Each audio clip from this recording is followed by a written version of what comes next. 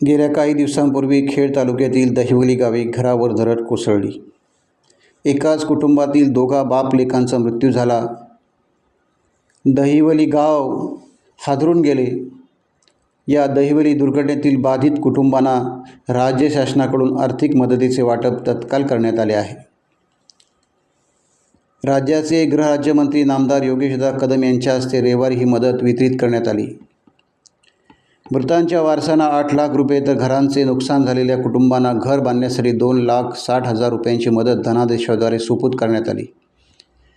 यावेळी बोलताना गृहराज्यमंत्री नामदार योगेशदादा कदम यांनी सांगितले की दरडग्रस्तांना शासनाकडून आतापर्यंत जवळपास 10.5 लाख रुपयांची आर्थिक मदत वितरित करण्यात आली आहे।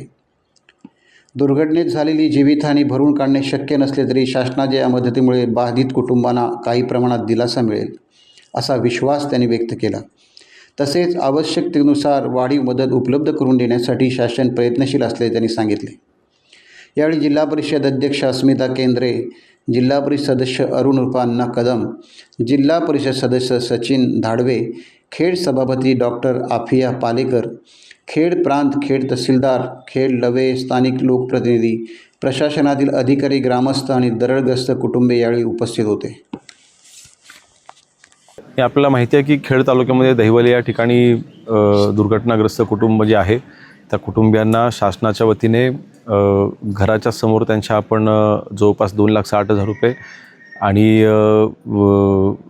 जे मयत झालेले आहेत त्यांच्या कुटुंबियांना त्यासमोर आपण 8 लाख रुपयाची मदत अशी आपण दिलेली आहे। जवळपास 10.5 लाख रुपयाची मदत शासनाच्या वतीने त्या कुटुंबियांना आपण केलेली आहे आणि अजून वाढीव मदत कशा पद्धतीने देता येईल अशा आम्ही प्रयत्न करतो आहे।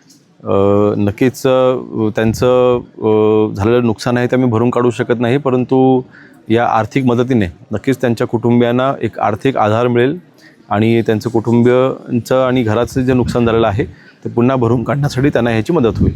दादा, मगाशी गोठेवाडी येथे आपण पाहणी केली आहे, मगाशी अधिकाऱ्यांची काय सूचना आपण दिल्या? चिंचोली गोठेवाडी येथे मी पाहणी केलेली आहे आणि कसं ही घटना जरी दहिवलीमध्ये घडलेली असली तरीसुद्धा मी याही अगोदर ह्याचा मी आढावा घेत असताना सूचना केलेल्या आहेत। कायमस्वरूपी पुनर्वसन हा ह्याला मला वाटतं शेवटचा पर्याय आहे आणि कायमस्वरूपी पुनर्वसन करायचं असेल तर पहिल्यांदा जागा निश्चित करावी लागेल।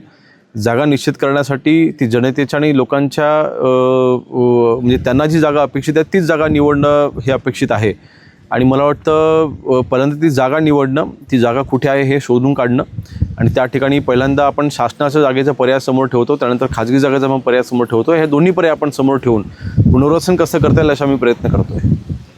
टाइम्स डिजिटलला लाईक करा, शेअर करा, सबस्क्राईब करा आणि बेल आयकॉन दाबायला विसरू नका। Times digital.